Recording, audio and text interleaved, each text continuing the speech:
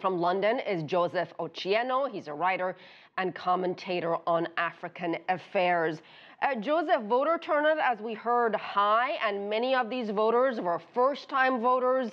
At least 60% of the 5.5 million registered voters are under the age of 40. So how important is the youth vote here? I think it's extremely important, but that having been said, I'm not quite sure that the young candidate who would necessarily benefit from this, Mr.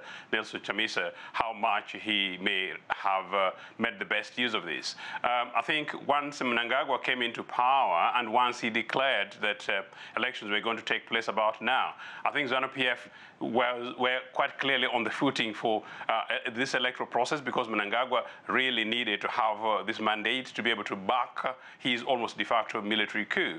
But on the opposition, I think the opposition were wrong-footed. But whatever happens, I think most Zimbabweans, young and old, as Fry actually rightly suggests, Zimbabwe was very, very much polarized along political party lines. So I think many young people who were basically ZANU-PF supporting will probably still support ZANU-PF. But Mr. Chamisa is a young man, extremely promising, but probably whether or not they had the time to consolidate the support that they would necessarily have consolidated with a message beyond basically simply saying they're going to create jobs without detail, I don't know. And I think in that way, probably it may have been a lost opportunity. But the other quick point is this, that the MDC is generally usually popular, mainly in urban centers. It seems to have done still quite well in Harare and Bulawayo, but the broader rural part of Zimbabwe, I think again, MDC may just about have slightly delayed, slightly more going into there to tap into the vote. But it's too early to say. Okay, the turn-up was quite high, almost about 70%. So it's really, really anything to count for. But Mr. Chamisa has actually said that he will not accept the results unless he wins, which is probably not very good at this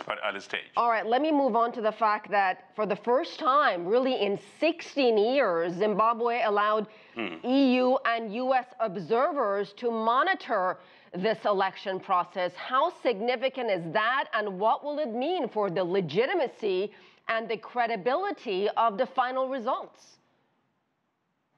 I think it's extremely important, and particularly if the incumbent were to win, that would be very good for them. But we must say that actually one of the reasons why the EU and Western observers were really not welcomed in Zimbabwe is because of the polarization of the politics between Zimbabwe and the West, which went back to the land reform conflicts way back in the mid-90s. So quite clearly, it was really not that elections in Zimbabwe were not necessarily being observed, number one. Number two, because of the nature of the conflict around land, and because it was very much focused on Britain and America, Zimbabwe enjoyed very good relations with China. China supported Zimbabwe quite much, but Zimbabwe was by and large a country at war. So really there was no love lost between the East and West. For example, the Commonwealth, which Zimbabwe now will be looking forward to returning to, Zimbabwe literally pulled out of the Commonwealth because they saw themselves as the Commonwealth being used as a weapon basically to push towards them. But it's a huge opportunity today that in the very likely event that whatever the outcome of this election, whoever wins and that they're actually backed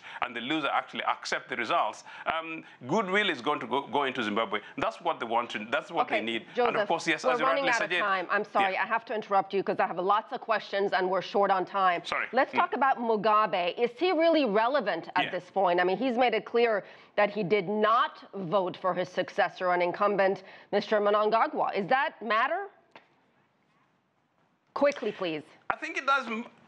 In a way, it does matter, but I think the manner in which it came the day before the election, I think it wrong-footed almost everybody else.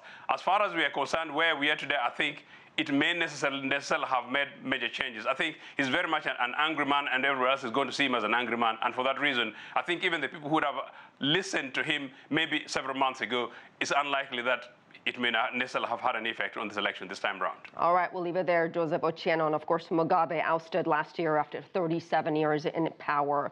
Thank you.